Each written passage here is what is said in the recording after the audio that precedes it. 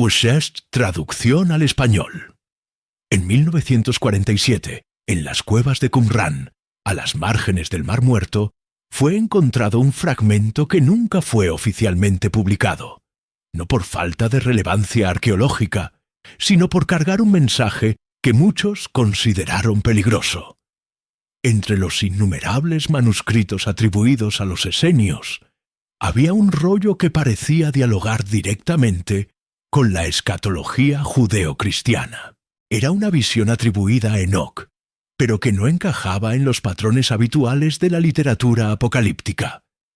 Era más directo, más perturbador y, sobre todo, más específico.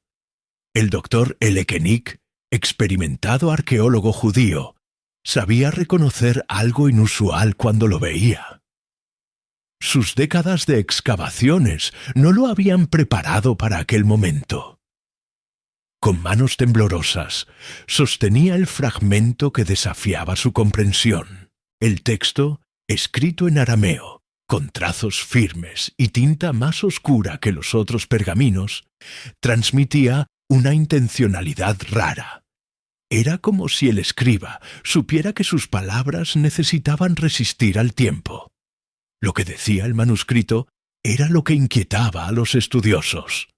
Una visión en los últimos días. Un templo que se erguiría no para adoración, sino para contención. Una estructura construida después de la apertura del abismo, en un tiempo en que toda la humanidad se inclinaría al miedo como a un dios. Para un lector moderno, esas imágenes podrían sonar poéticas, simbólicas. Pero para los estudiosos que conocían profundamente las escrituras judaicas, los paralelos eran alarmantes. La noción de templo como centro de contención no existía en la teología hebrea clásica. Desde el tabernáculo en el desierto hasta el templo de Salomón, e incluso en la reconstrucción postexilio, el templo era el lugar de la habitación de Dios, del encuentro, del sacrificio y de la expiación. El templo de Enoc, sin embargo, parecía servir a otro propósito. Las descripciones continuaban aún más inquietantes. Piedras que sangrarían bajo la luz, columnas que se erguirían sin manos humanas y un altar que consumiría no corderos, sino las intenciones de los que se aproximaran. Esas imágenes hacían eco de pasajes del libro de Daniel, donde estructuras humanas se vuelven expresión de imperios opresores, pero también resonaban con las visiones de Juan en Apocalipsis, que habla de una bestia que erige una imagen y que todos deben adorar bajo pena de exclusión social y económica. El templo de Enoc parecía no ser físico apenas, sino ideológico, espiritual, invisible. No un edificio sagrado, sino una realidad global. Lo que más perturbó al equipo fue la posibilidad de haber una fecha en el texto. María González, joven traductora española con vasta experiencia en textos apocalípticos, percibió un patrón numérico familiar. El texto usaba un sistema de conteo similar al que aparece en Daniel 9, donde semanas representan ciclos de años. Aplicando el sistema, llegó a un número, hizo los cálculos 2 veces. La conversión apuntaba al año 2020. Inicialmente, el equipo resistió. Atribuir fechas exactas a textos apocalípticos es peligroso teológica y académicamente, pero la claridad de la fórmula era difícil de ignorar. Las implicaciones eran profundas. ¿Por qué 2020? ¿Qué había ocurrido en aquel año que podría ser considerado una inclinación global al miedo? La pandemia, tal vez, con sus lockdowns, máscaras, rituales sanitarios y aislamiento en masa, estaría Enoc describiendo un evento literal o la manifestación espiritual de un sistema profetizado, y aún más inquietante. El templo estaría siendo erigido allí mismo, delante de nuestros ojos sin que los reconociéramos. Esas preguntas comenzaron a dividir a los estudiosos. El rabino Mordechai Ben David, consultor religioso invitado para evaluar los manuscritos, hesitó al comentar la posible fecha. Dijo apenas: «Si es verdad, no es una predicción común, es un sello espiritual que fue abierto». El estudioso musulmán Ahmad Hassan también reconoció ecos familiares en el texto. Ciertas tradiciones islámicas hablan de un tiempo de reclusión y miedo que precede la liberación del Dajjal, el falso Mesías. Pero el manuscrito de Enoc no era vago como los hadices, era demasiado específico. Representantes de diferentes tradiciones comenzaron a presionar a los responsables por la curaduría de los manuscritos. El Vaticano envió a un jesuita, Padre Antonio Carlete, para aconsejar sobre la publicación de los fragmentos. Su posicionamiento era diplomático, pero firme. Textos como este deben ser contextualizados con mucho cuidado para que no conduzcan al pueblo al error. Del lado protestante, el doctor James Morrison discrepaba. La verdad no teme investigación. Si es auténtico, debe ser expuesto. El debate teológico comenzó a volverse político. Israel se preparaba para declarar su independencia, y cualquier nueva agitación religiosa podría inflamar aún más la ya tensa situación en el Medio Oriente. El 15 de marzo de 1948, en una reunión a puertas cerradas en el campamento de Qumran, se decidió que los fragmentos, conteniendo referencias al templo de contención, serían removidos del cuerpo principal de publicaciones. Fueron sellados y almacenados en una caja fuerte, bajo la justificativa de necesidad de restauración y análisis posterior. Oficialmente, esos textos nunca existieron, pero existían, y aquellos que los tocaron jamás olvidaron el contenido. Para ellos, una nueva pregunta se imponía, tal vez la más perturbadora de todas. ¿Y si el templo descrito por Enoc no fuera una construcción futura, sino una realidad ya iniciada? ¿Y si no estuviéramos esperando su construcción, sino viviendo ya bajo su sombra?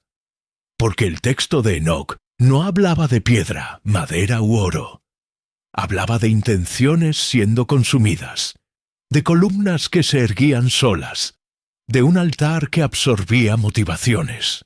Ese lenguaje, más que cualquier arquitectura literal, remite a una realidad espiritual, algo que actúa en lo invisible, pero que se manifiesta de forma concreta en las acciones humanas, en los sistemas, en las estructuras sociales y religiosas. Al final, la gran cuestión no era cuándo el templo sería construido, sino dónde estaba siendo edificado, y más aún, quién de hecho sería su arquitecto. Tal vez no sea necesario mirar a Jerusalén. Tal vez debamos mirar hacia adentro, a las estructuras internas que moldean nuestras creencias, nuestras reacciones, nuestros miedos.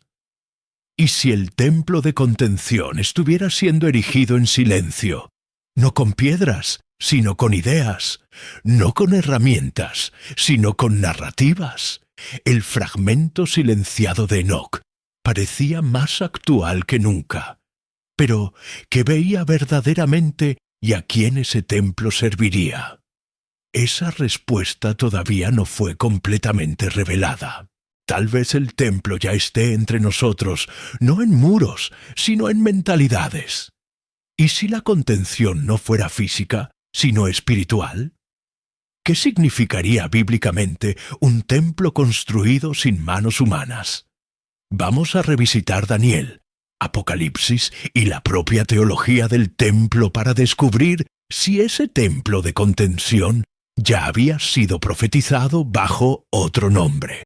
Don't let tax refund worries hold you back. File now with TurboTax on Intuit Credit Karma. They'll find every credit and deduction to help you get every refund dollar you deserve, or your money back. Start filing today in the Credit Karma app.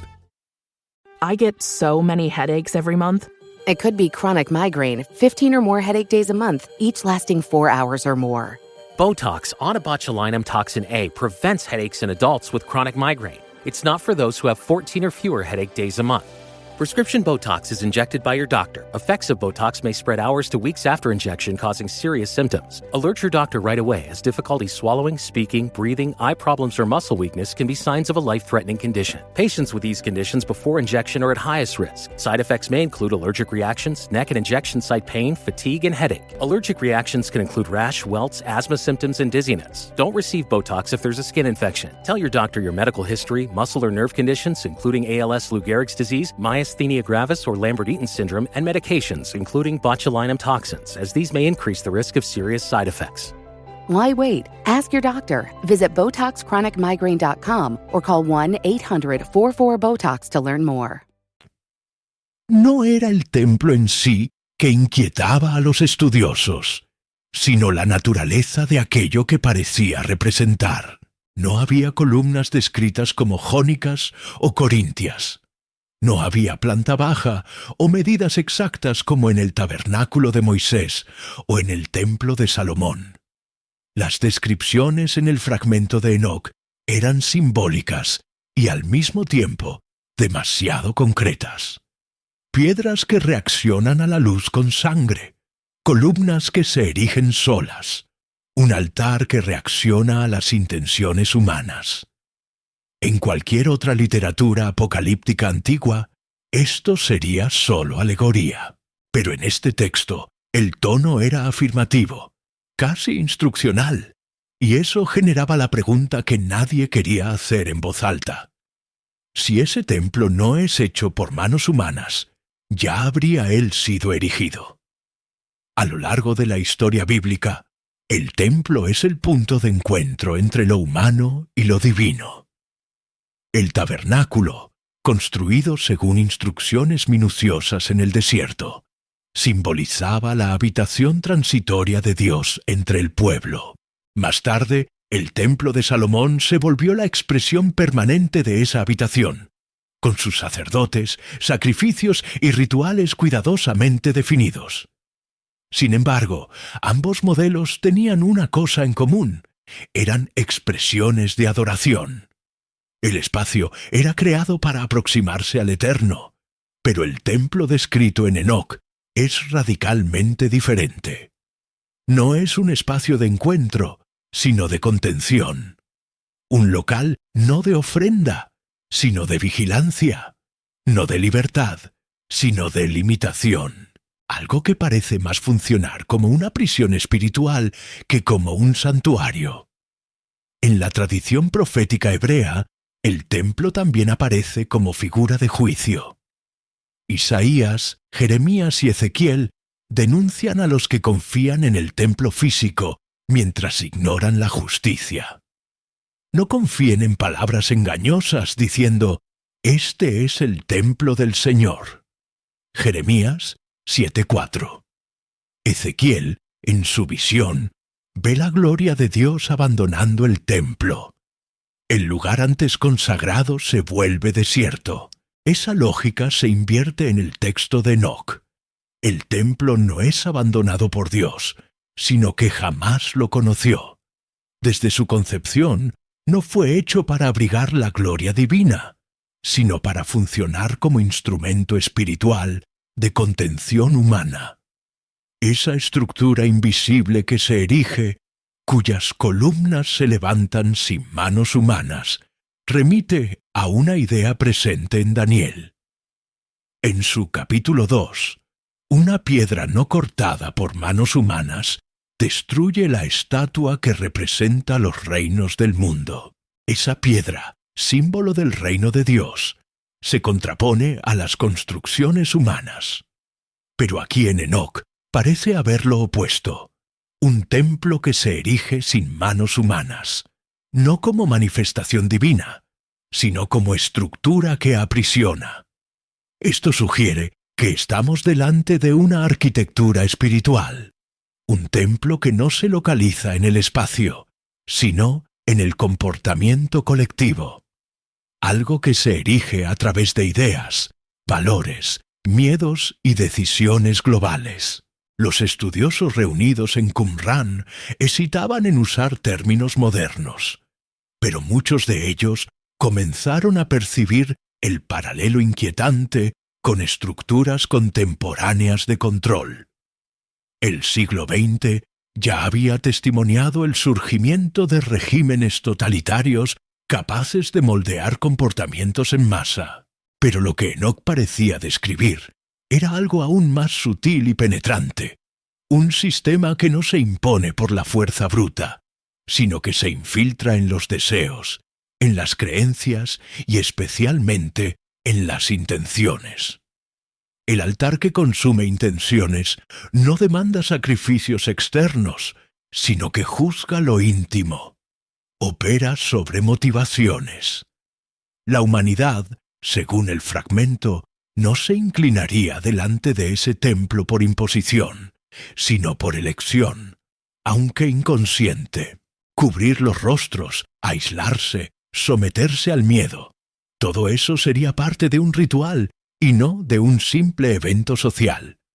Tal concepto no encuentra paralelo exacto en ninguna religión institucionalizada, pero hace eco de lo que Pablo escribe en 2 de Tesalonicenses 2. El misterio de iniquidad ya opera. Antes de que el hombre de iniquidad sea revelado, ya hay algo actuando silenciosamente, una estructura invisible preparando el terreno. Esa estructura, por definición, no es física, y si no es visible, debe ser discernida espiritualmente. El lenguaje de Enoch, entonces, no sería literal, sino profético, en el más puro sentido, revelador de una realidad oculta. Durante las reuniones de los estudiosos, uno de ellos levantó la hipótesis de que el templo podría no ser un edificio, sino una mentalidad, una forma de pensar colectiva moldeada por la exposición constante al miedo, al aislamiento, la división, al control. Cada uno de esos elementos no necesita muros para ser construido. Necesita apenas de aceptación, de adhesión voluntaria, de ritualización cotidiana. En ese sentido, el templo estaría siendo erigido a través de decretos, doctrinas sociales, tecnologías y narrativas. Su altar no necesitaría de fuego. Bastaría el consentimiento íntimo al miedo. Si esto es verdad, entonces la visión de Enoch no se refiere a un evento futuro, sino a una transición ya en curso. El templo de contención no es un lugar geográfico, sino una condición espiritual. Y la apertura del abismo que el texto menciona como el marco de su construcción no sería necesariamente física, sino simbólica. Un momento en que las estructuras espirituales más profundas son desencadenadas en la realidad humana. Es por eso que el año 2020 aparece en el texto con tanta precisión, no por causa de la pandemia en sí, sino por lo que reveló la disposición colectiva de la humanidad a someterse a la contención en nombre de seguridad, la disposición de suspender relaciones, cubrir rostros, vigilar intenciones y aceptar aislamiento. Todo eso no como un acto de maldad, sino como un ritual inconsciente de alineamiento. Eso explicaría por qué el altar de Enoch no consume carne, sino intenciones, porque es allí que la batalla espiritual más profunda acontece. En la motivación, en la razón por la cual actuamos, obedecemos, tememos y aceptamos. La naturaleza de ese templo desafía todas las categorías teológicas tradicionales. No puede ser destruido con dinamita. No puede ser denunciado con eslóganes. Solo puede ser discernido espiritualmente y resistido por aquellos que rechazan el ritual del miedo. La profecía no anuncia un evento visible, denuncia una realidad espiritual ya en operación. Y si es verdad, entonces el templo de contención ya está funcional, no con piedras, sino con ideas. Tal vez el mayor desafío no sea derribar ese templo, sino no adorar en su altar. Porque lo que Enoc vio fue más que una estructura. Fue una consagración silenciosa, colectiva, global. ¿Y si estuviéramos participando de eso sin percibir? Si el templo está entre nosotros, invisible, operando en las intenciones, ¿quién está sentado en el trono? La profecía continúa. Enoc no solo vio el templo siendo erigido, vio quién se asentaría sobre él. En el próximo capítulo, nos sumergiremos en la figura que ocupa el trono del templo de contención. No un hombre, sino una conciencia. No había nombre. Enoc no mencionaba un rey, un sacerdote o un mesías, sino que decía que el templo tendría un trono, y sobre ese trono algo se asentaría. No alguien, sino algo. El texto era claro. Y vi que un trono fue puesto en el centro, y sobre él no había hombre, sino una mirada. Y la mirada sondeaba a los que se aproximaban y juzgaba no lo que hacían, sino lo que deseaban. Tomorrow morning is knocking. Stock your fridge now. How about a creamy mocha frappuccino drink? Or a sweet vanilla? Smooth caramel maybe? Or a white chocolate mocha? Whichever you choose, delicious coffee awaits. Find Starbucks Frappuccino drinks wherever you buy your groceries. Ever feel like your brain just won't click? Onnit Alpha Brain is a daily supplement engineered to support memory, focus, and mental speed. Made with science-backed ingredients, Onnit Alpha Brain helps you lock in, tune out distractions, and stay sharp. See what your brain can really do. Visit onnit.com and shop Alpha Brain to unlock your next level. That's ONNIT.com. La elección del término mirada en vez de ojos no era trivial. En la literatura profética, la mirada es símbolo de vigilancia, de presencia activa. Pero en este contexto había algo diferente. No era la mirada de Dios. Era una vigilancia impersonal, ininterrumpida, constante, algo que se alimentaba del interior de las personas, no para transformarlas, sino para someterlas. Los estudiosos se dividieron. Algunos querían ver en esa figura al anticristo de las cartas paulinas, el hombre de iniquidad, aquel que se sienta en el templo de Dios y se presenta como Dios. 2 de 4. Pero el fragmento de Enoc no hacía referencia a un individuo. No había cuerpo, nombre, genealogía. Había solo conciencia activa, dominante y juzgadora. Un trono sin rey, un trono con una mirada. Lo que Enoc vio no fue una entidad política, sino espiritual. Un sistema que no depende de un gobernante, sino de adhesión. No gobierna con espada, sino con convicciones. Una conciencia que no obliga, solo convence, que no impone, solo conduce. Y, por eso, es mucho más eficaz. La tradición apocalíptica judaica ya reconocía la existencia de inteligencias espirituales operando por detrás de los reinos humanos. Daniel habla del príncipe de Persia y del príncipe de Grecia como seres espirituales que influencian imperios. Pablo, en Efesios 6, alerta sobre principados, potestades y dominadores de este mundo tenebroso. Juan, en el Apocalipsis, ve a la prostituta sentada sobre muchas aguas, embriagando a los reyes de la tierra. La figura que Enoc describe está en línea con esos conceptos, pero lo que la diferencia es su naturaleza descentralizada. No es una entidad con límites o territorio. Es una mentalidad, una presencia invisible que se establece donde quiera que el templo exista. Y si el templo es hecho de ideas e intenciones, entonces esa conciencia se manifiesta donde quiera que esas ideas se establezcan. La mirada en el trono representa una autoridad moral invertida, un juicio no basado en la verdad, sino en la intención subjetiva.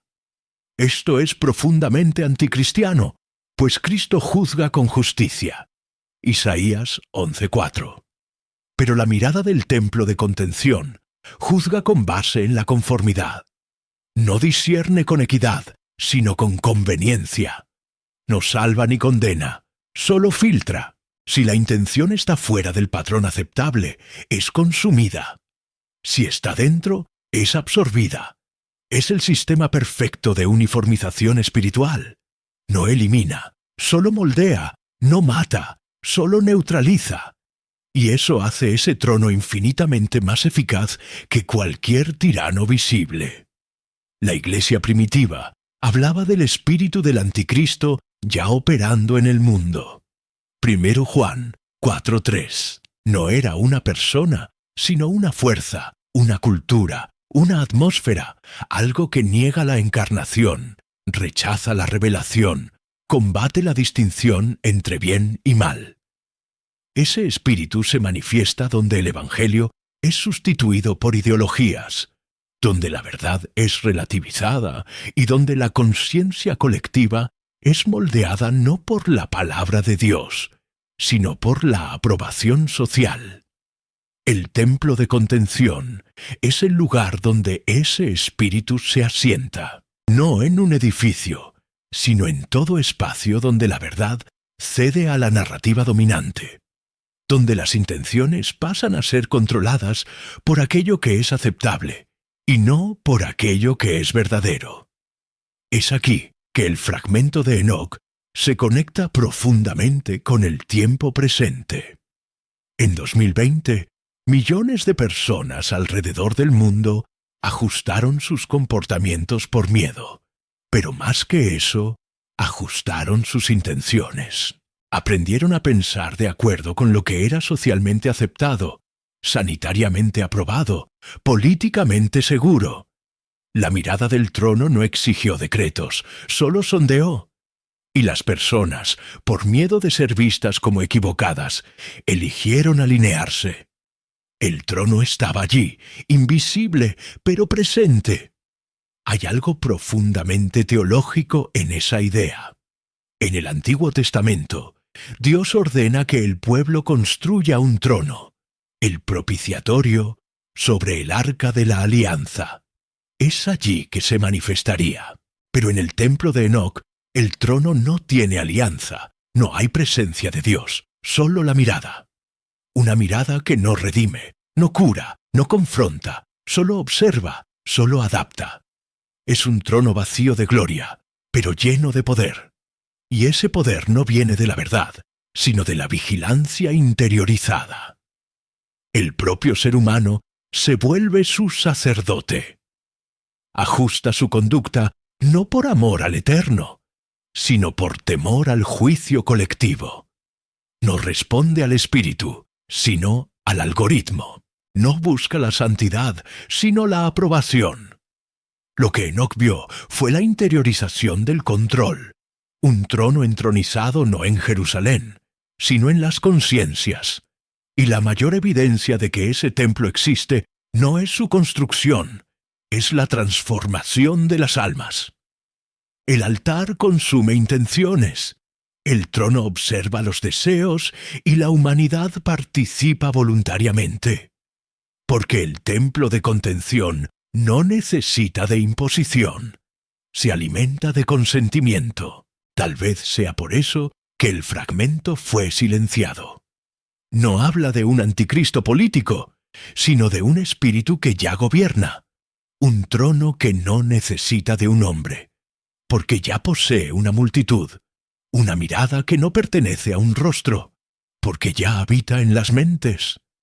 La figura en el trono es real, pero no es una persona, es una cultura espiritual, una conciencia global, un reflejo oscurecido del templo de Dios. Y tal vez sea eso lo que Enoc quería alertar, no el fin, sino la sustitución, el momento en que el trono del Santo de los Santos sería imitado por un trono vacío, y todos, sin percibir, adorarían allí. Si la conciencia entronizada no tiene rostro, ¿cómo podemos discernirla?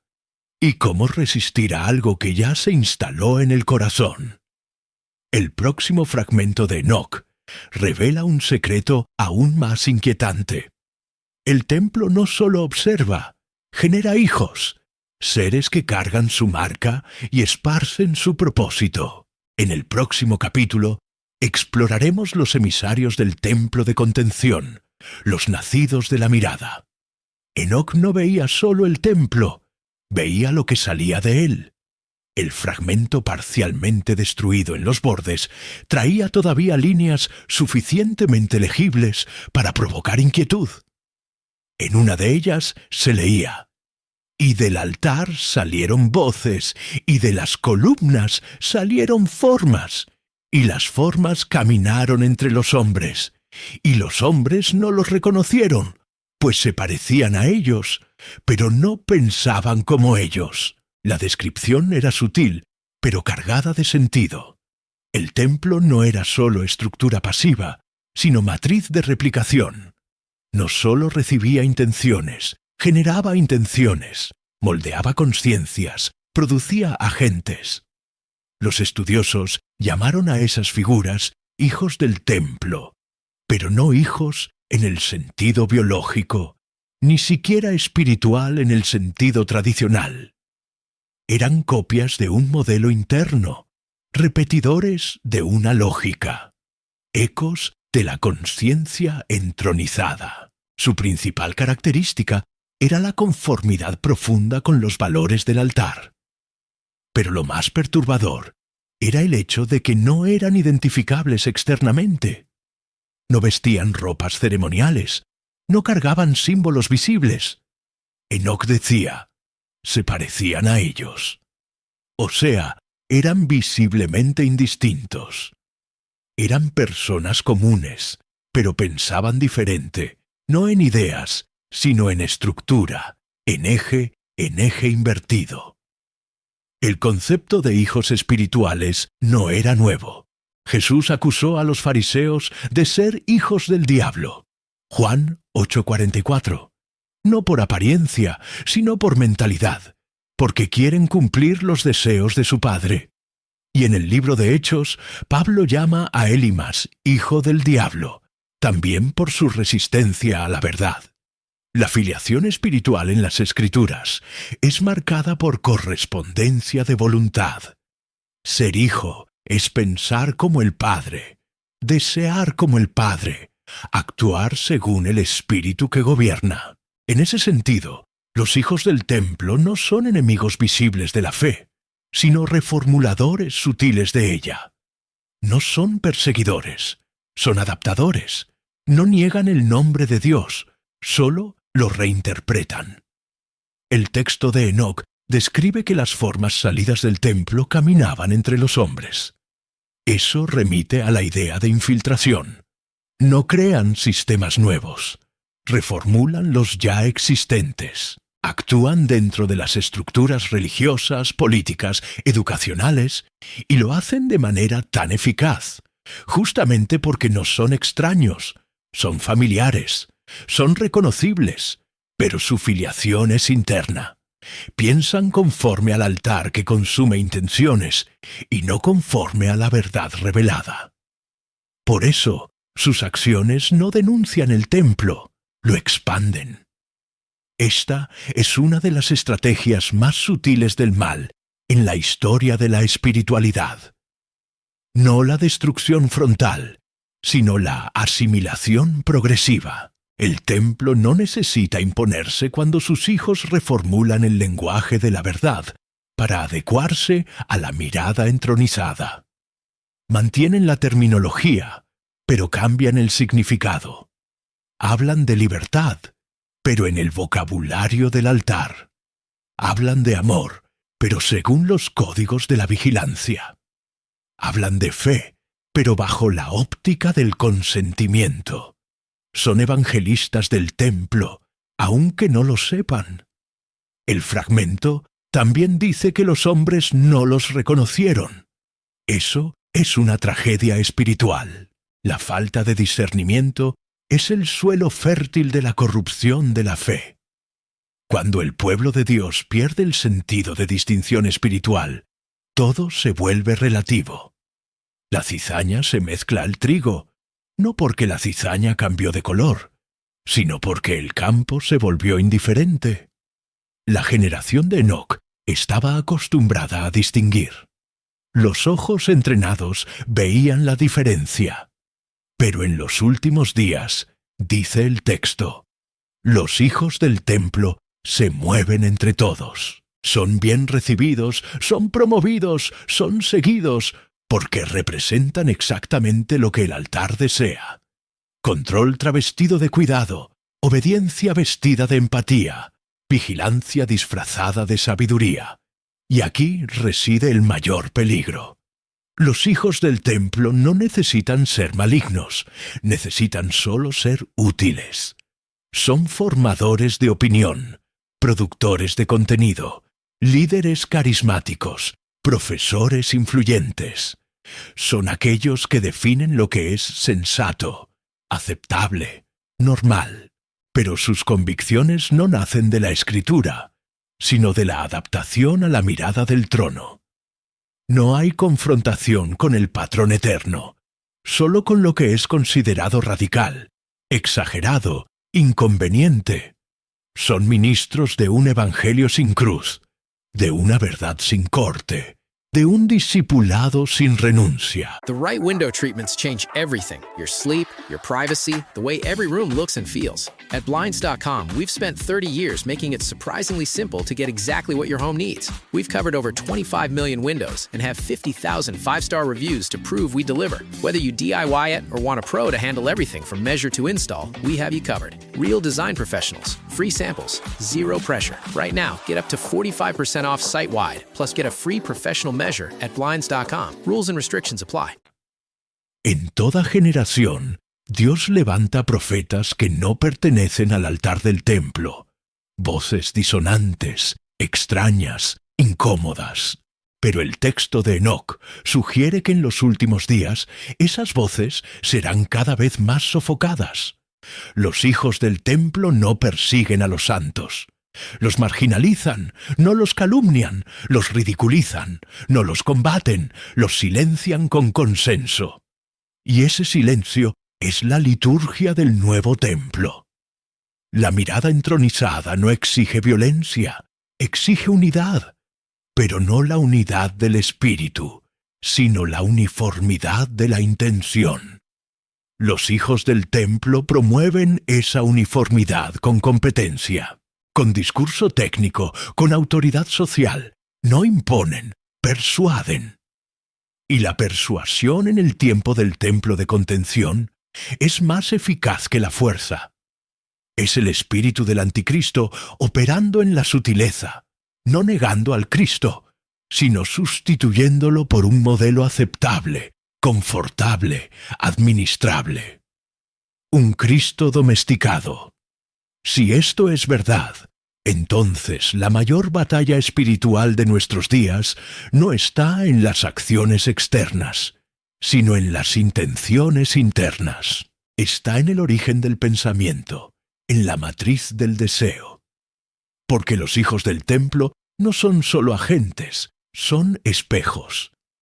Y la pregunta que el texto de Enoc parece hacer entre líneas es: ¿de cuál altar nuestras intenciones se alimentan? El templo que consume intenciones no necesita controlarnos. Basta que pensemos como Él desea. Basta que nuestras intenciones sean compatibles con la mirada entronizada. El desafío, entonces, no es reconocer a los hijos del templo por sus rostros, sino por la lógica que cargan. No son visibles, son percibidos. Y para percibirlos es preciso discernimiento, no un don místico, sino la práctica constante de comparación con la verdad revelada. La espada de dos filos que separa alma y espíritu, e intención y acción. Porque en los días del templo de contención, el engaño no se viste de tinieblas, se disfraza de luz. Si los hijos del templo ya caminan entre nosotros, ¿será que también ya influencian la forma como oramos, creemos y esperamos? En el próximo capítulo, Enoc describe algo aún más perturbador. El templo tendrá una liturgia, una secuencia de rituales globales, sutiles y espirituales, que alinean las naciones a su propósito. Y la primera de esas liturgias ya comenzó. La viviste sin percibir. En 2020, por primera vez en la historia, casi toda la humanidad participó de un mismo ritual sin siquiera percibir.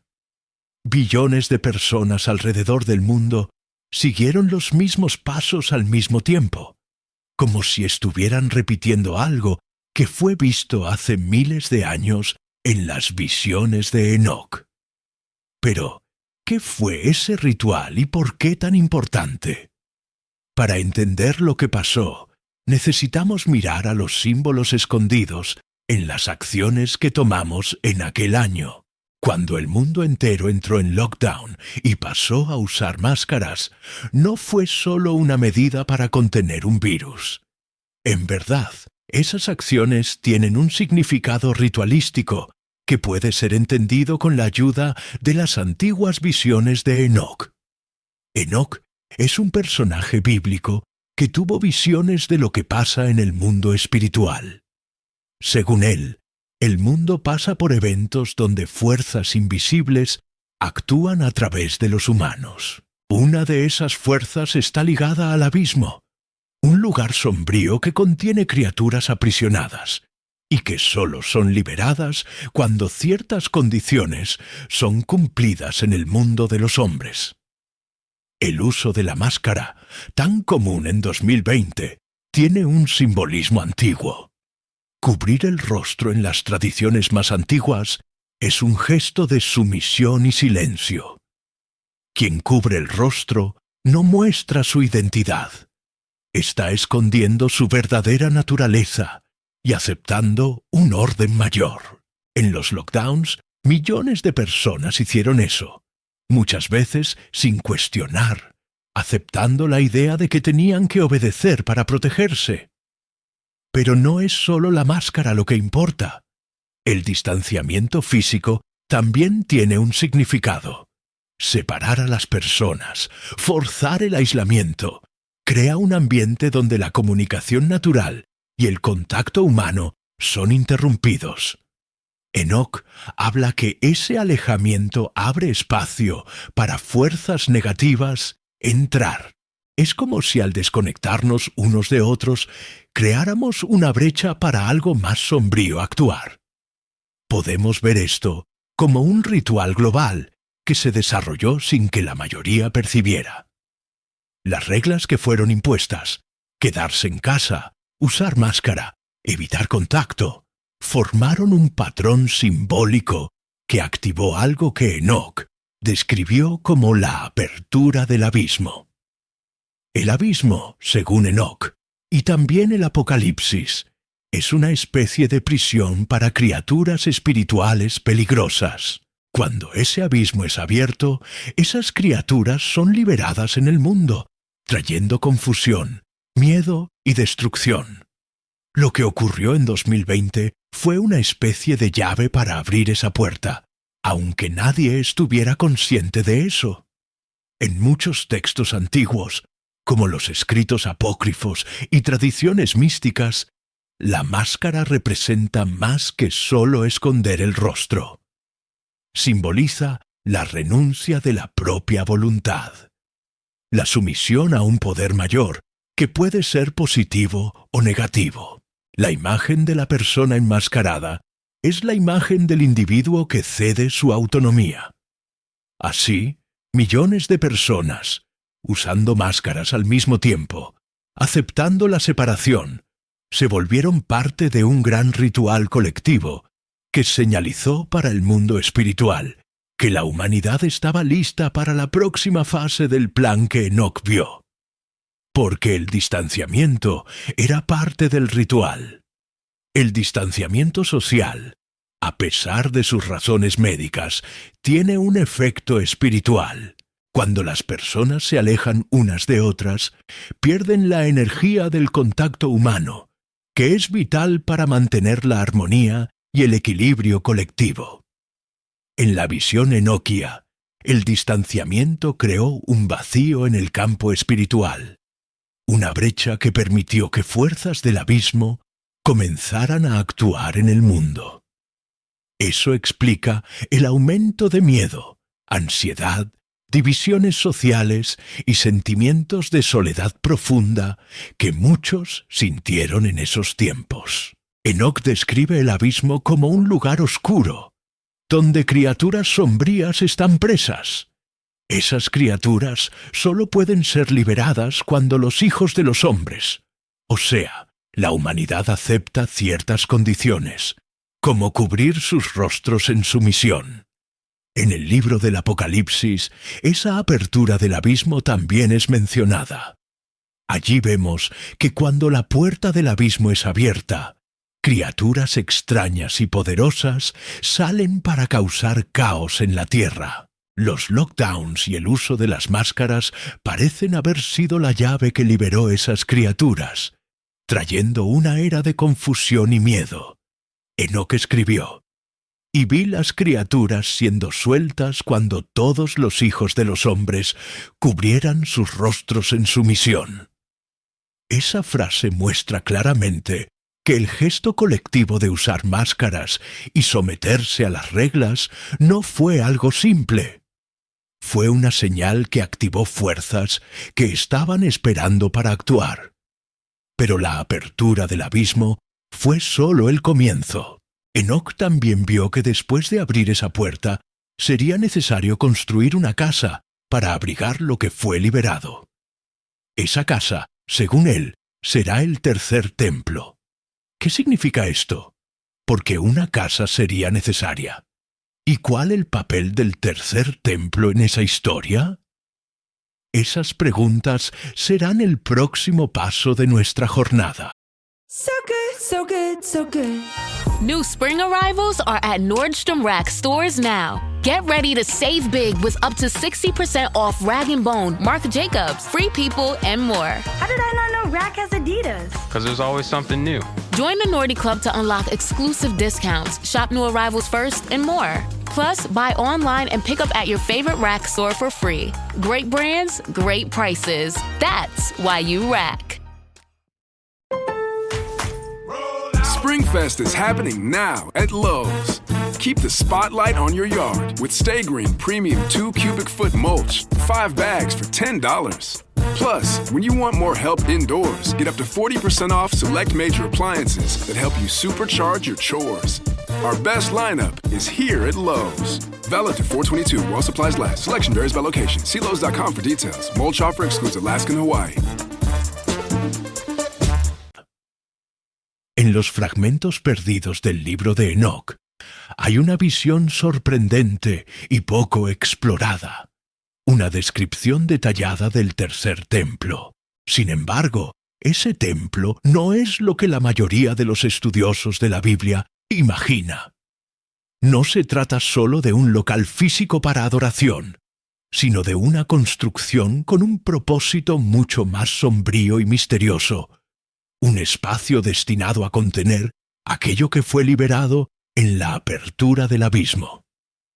Esta es una visión que desafía interpretaciones tradicionales y nos lleva a reconsiderar el significado del templo en la profecía bíblica. Visiones específicas de Enoc sobre el templo final. Enoc, el patriarca que anduvo con Dios y fue llevado al cielo, recibió visiones profundas y simbólicas que hablan sobre el fin de los tiempos y el orden espiritual por detrás de los eventos humanos. Entre esas visiones, describe un templo que está por venir, diferente de todo lo que el pueblo de Israel ya conoció. En el relato de Enoc, el templo es construido no para un culto público o sacrificios, sino como una fortaleza espiritual. vio piedras rojas que parecían pulsar como si estuvieran vivas, y un fuego que no consumía, sino que purificaba y sellaba. Esas piedras que sangran son el primer misterio que Enoc dejó para que descifráramos. Ese templo no sería simplemente un espacio físico, sino un punto crucial en el enfrentamiento entre el bien y el mal, una prisión sagrada para lo que salió del abismo en la visión anterior. Es un lugar donde el orden divino intenta contener el caos liberado, un espacio de guerra espiritual más que de paz y adoración. Porque el tercer templo será diferente de los anteriores. Históricamente, el primero y el segundo templo en Jerusalén fueron construidos para cultos, sacrificios y comunión entre Dios y su pueblo. Eran símbolos de la presencia divina en la tierra, lugares de oración y reconciliación. Sin embargo, Enoc muestra que el tercer templo, aquel que está para ser erigido después de la apertura del abismo, tiene un propósito radicalmente diferente. No será construido para alabanza, sino para contención y guarda. Será un lugar donde fuerzas espirituales que amenazan el equilibrio del mundo serán mantenidas bajo control. El diseño de este templo, conforme visto por Enoc, incorpora elementos simbólicos y materiales incomunes. Las piedras rojas, que reflejan el dolor, el sufrimiento y la sangre derramada por el mundo, y el fuego purificador, que representa el juicio y la disciplina divina. Esa visión provoca una profunda reflexión. El templo como espacio de control espiritual, no de adoración, es una idea que desafía la creencia común y exige una interpretación más amplia de la misión de Dios en el fin de los tiempos. La profecía de las piedras que sangran y su interpretación moderna, la profecía de las piedras rojas que sangran, ha sido objeto de misterio y debate. ¿Qué serían esas piedras? ¿Cómo pueden ellas sangrar? Una interpretación posible a la luz de la teología moderna y de los símbolos antiguos es que esas piedras representan los sacrificios y el sufrimiento acumulado de la humanidad, la sangre de los inocentes, de los justos perseguidos, de los oprimidos. Sangran porque cargan la memoria viva de ese sufrimiento. Además, el fuego que envuelve esas piedras no es destructivo, sino purificador. Es el fuego de la justicia divina que no aniquila, sino que transforma y sella. Eso indica que el templo no será un simple monumento, sino una estructura viva, espiritual, en la cual fuerzas negativas son mantenidas a distancia, protegiendo al mundo del colapso total. Esa interpretación sugiere que el tercer templo es un símbolo de la justicia que no falla, una alerta solemne de que el mal, aunque contenido, nunca es olvidado. El cronograma profético de Enoc para la construcción post-apertura del abismo, Enoc indica que la construcción de ese templo profetizado acontecerá después de la apertura del abismo, aquel evento catastrófico que liberó fuerzas espirituales sombrías en el mundo. La humanidad vio el abismo abierto simbólicamente en la crisis global de los lockdowns y de la pandemia, momentos en que el mundo parecía parado, pero también repleto de tensiones invisibles. El templo, entonces, se volverá necesario para contener lo que fue suelto, para impedir que el caos tome cuenta de todo. Según Enoc, el templo será erigido por manos humanas, pero bajo dirección divina, una construcción que es tanto física como espiritual. Interesante que también profetizó la existencia simultánea de dos templos. Uno visible, construido de piedras y madera. Otro, invisible, un templo espiritual que está siendo erigido ahora en los bastidores del mundo espiritual. Ese templo invisible es el verdadero guardián del orden cósmico, y su construcción es un misterio que pocos comprenden. Enoc vio claramente que este templo no sería hecho para la alabanza o adoración, sino para contener y guardar. Guardar lo que fue liberado del abismo. Guardar el orden y la justicia que intenta mantener el equilibrio del mundo delante del mal que se levanta. Este es un mensaje incómodo para muchos. La idea de un templo como prisión espiritual y no como casa de Dios desafía nuestras expectativas. Es el prenuncio de tiempos difíciles y de batallas que no son solo humanas, sino espirituales. Pero lo que realmente perturba a los estudiosos y a los creyentes es algo que Enoc reveló casi como un secreto. Vio 2 templos siendo construidos al mismo tiempo. Uno visible, que todos pueden ver, con piedras rojas y fuego, y otro invisible, un templo espiritual erigido en las sombras, en los planos celestiales. Ese templo invisible no es para todos, ni será erigido por manos humanas comunes. Es un templo para los ángeles fieles, un baluarte contra las fuerzas del abismo, y su construcción ya está en marcha. El desafío final para la humanidad será entender la relación entre esos 2 templos, entre lo visible y lo invisible, entre la materia y el espíritu. Al abrir esa dimensión del tercer templo, invita a la reflexión profunda sobre lo que está por detrás de los acontecimientos del mundo actual. No solo eventos físicos, sino una batalla espiritual que nos llama a despertar para la verdad mayor, para la complejidad de la misión divina en el fin de los tiempos. Mientras el mundo está atento a las piedras que serán colocadas en Jerusalén, a los planes físicos para el tercer templo, hay una construcción mucho mayor y más profunda aconteciendo a nuestro alrededor. Una obra invisible, espiritual, que muchos no consiguen percibir. Esa construcción profetizada por Enoc no es hecha de piedra o madera, sino de muros que aprisionan el espíritu humano. La dualidad de los templos que Enoc vio en sus visiones revela una realidad que pocos quieren encarar. Mientras un templo visible es erigido para la mirada humana, otro invisible está formándose para mantener a la humanidad en cautiverio espiritual. Enoc, el patriarca que caminó entre lo humano y lo divino, trajo descripciones que desafiarían cualquier estudio convencional.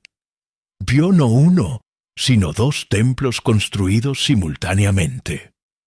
El primero es físico, visible y palpable, el templo tradicional que tantos esperan, con piedras y altares. El segundo, sin embargo, es espiritual, un templo invisible que no está en Jerusalén, ni en cualquier lugar físico, sino que envuelve toda la humanidad. Ese templo es una prisión espiritual erigida para contener la libertad del alma humana, para limitar su conexión con lo divino. Esa dualidad representa la tensión entre lo que vemos y lo que no vemos. Muchos han enfocado en el templo físico, en las piedras, en los rituales externos, pero descuidan la realidad de la construcción espiritual que influencia, controla y aprisiona la existencia humana en niveles profundos. Pero, ¿cómo puede un templo invisible funcionar como prisión?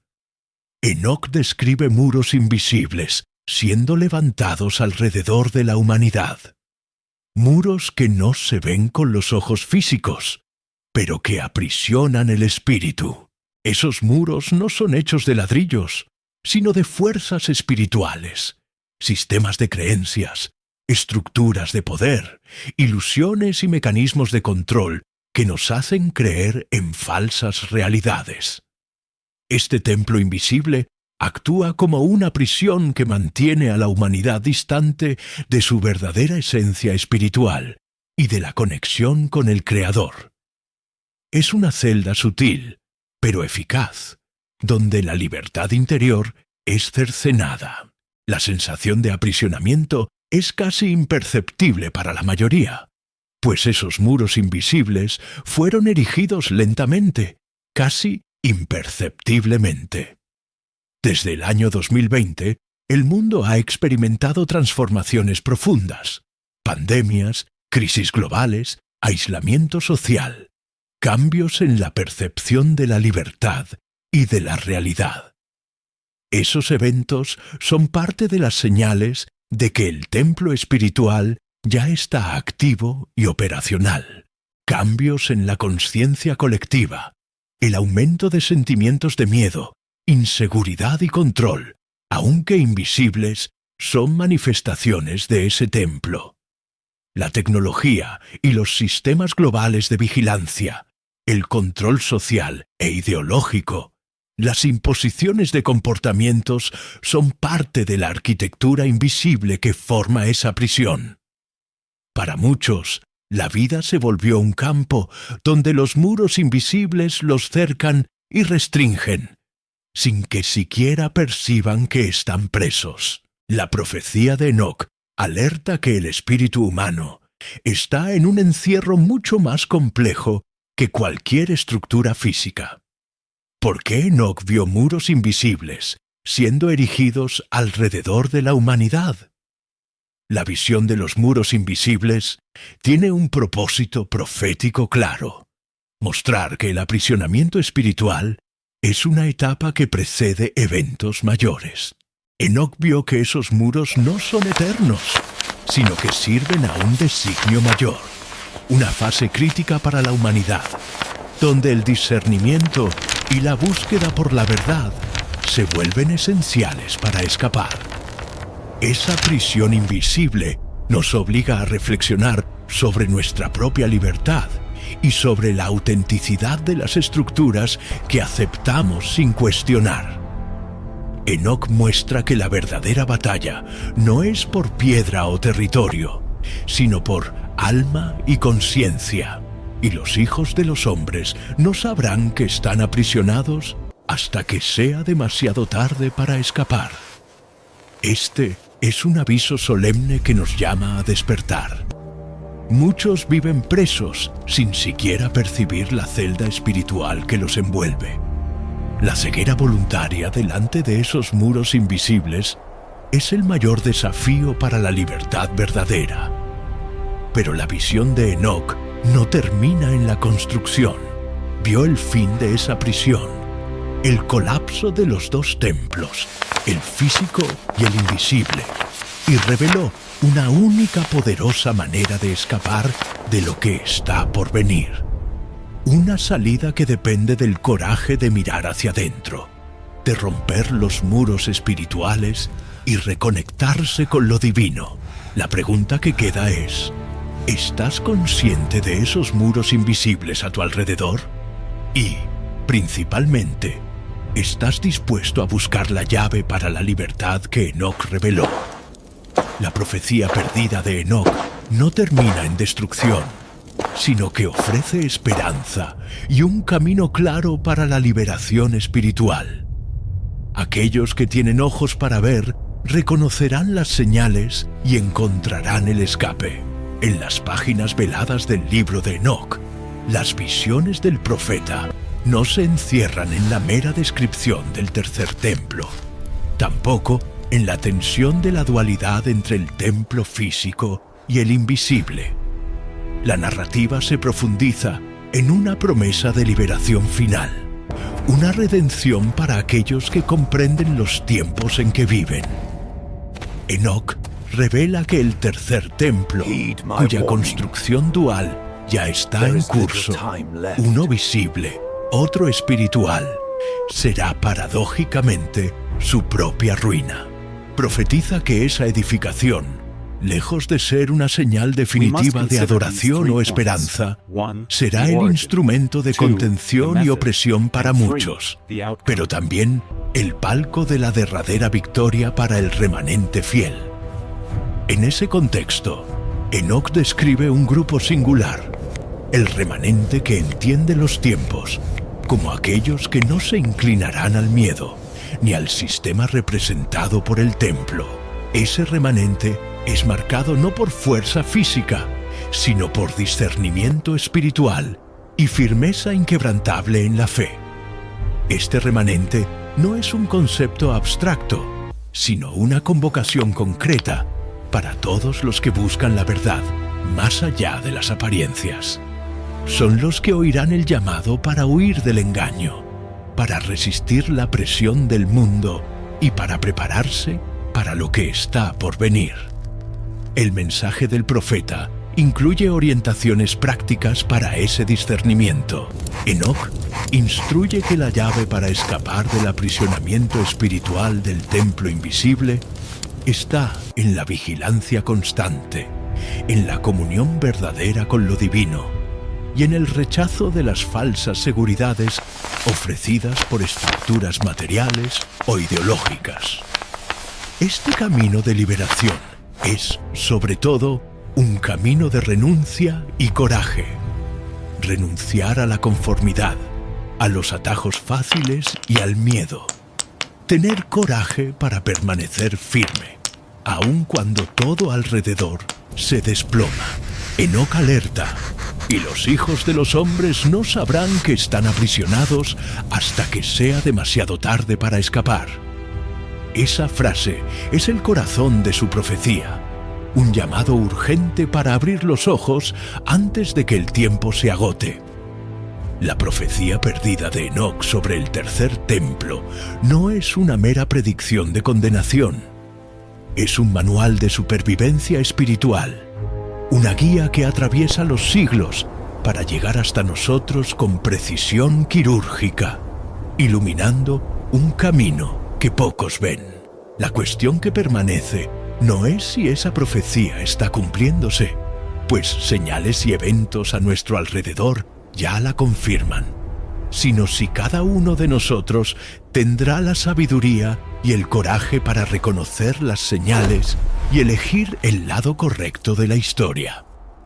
El tercer templo en sus dos formas es el palco del drama final entre luz y tinieblas.